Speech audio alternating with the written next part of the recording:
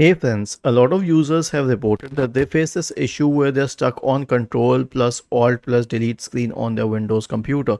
Now, the point about this is that when you are stuck at that stage, you cannot perform any solution unless you reboot your system. And the only way to reboot the system at this stage is to perform a hard reset. So long press the power button.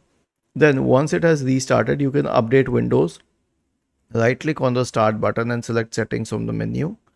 Go to the Windows Update tab. Okay, and then select check for updates.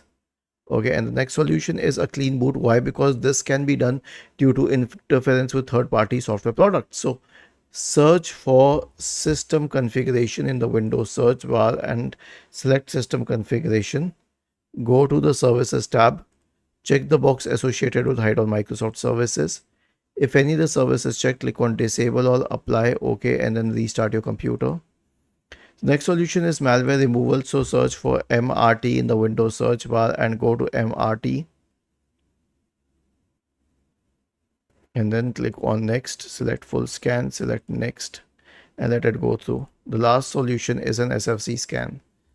Search for command prompt in the Windows search bar and click on run as administrator.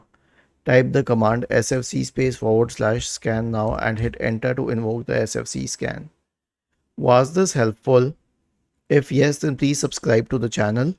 If not, then let us know in the comment section of the video on how we could help you further. Thank you for watching this video and have a nice day.